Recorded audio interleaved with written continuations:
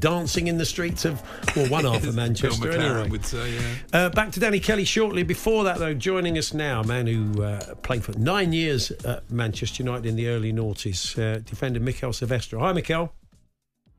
Hi, how are you? Yeah, we're good, thank you. Just get your immediate reaction to this news. I take it you're not surprised.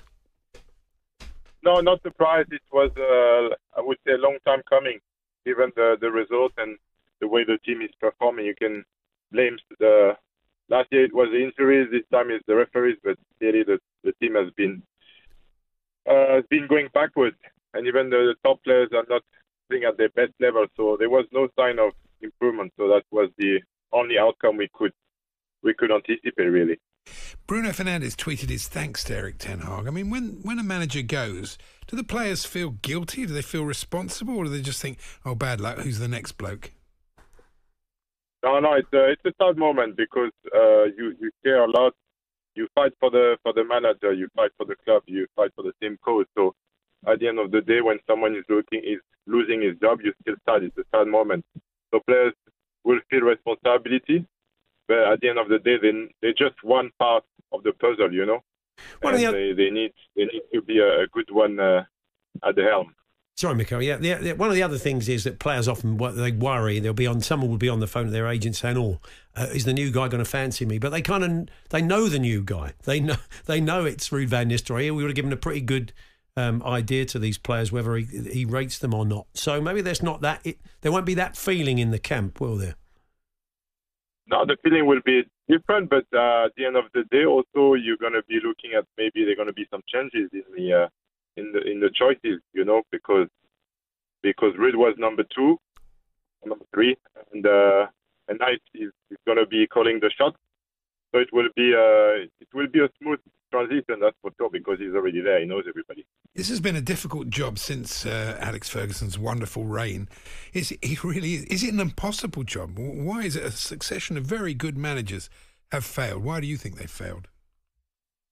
I was going to use the same word. It's the impossible job. I think there's a lot of different reasons, but for me the main one is that the structure has changed, because Sir Alex was obviously the manager, but he was also the number 1 scout, and he was the sporting director. He had eyes on everything, and his knowledge on the game. You know, being a player, people think he's been a manager only, but he was a player before. So his feeling, understanding of the game, what players should fit into the team, he was really good. He made small mistakes, you know, in 26 years. That's why he was so successful.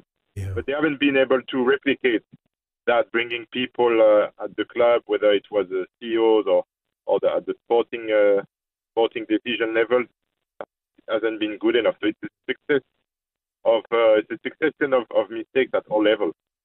And finally, Mikel, Ruud van Nistelrooy was an old teammate of yours, and I'm sure you'll want it to work for him at Old Trafford. But if it doesn't, what kind of profile of manager would you consider to be the right appointment for Manchester United next?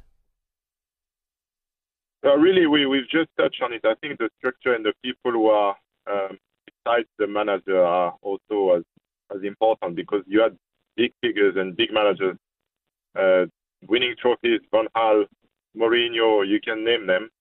They couldn't stabilize the team and the club and get United back in a race for the trophies, especially for the Premier League.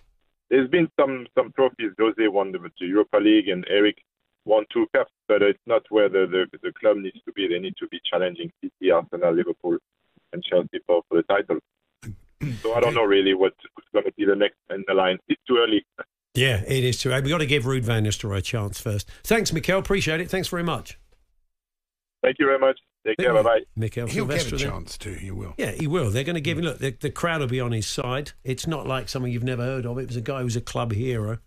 Danny Kelly is with us. We're still going game by game through the the Premier League weekend. I'm afraid Manchester United should break the bank to get Klopp, says Paul from Smethwick. Yeah, it's definitely not going to happen. Danny, that does seem unlikely, I would imagine. Jurgen Klopp's first job, having already taken a job at Red Bull, will suddenly... There's a whole lot of fun appointments you could make, but I think the field is narrower than it was. The Tuchel thing is the obvious one, and I wonder whether Thomas himself is now sucking a thoughtful tooth, having scrambled to take the England job. Yeah.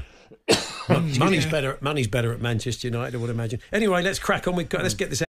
Paul Hawksbee and Andy Jacobs, Monday to Friday afternoons 1 till 4 on AM, on DAB, via the TalkSport app and on your smart speaker.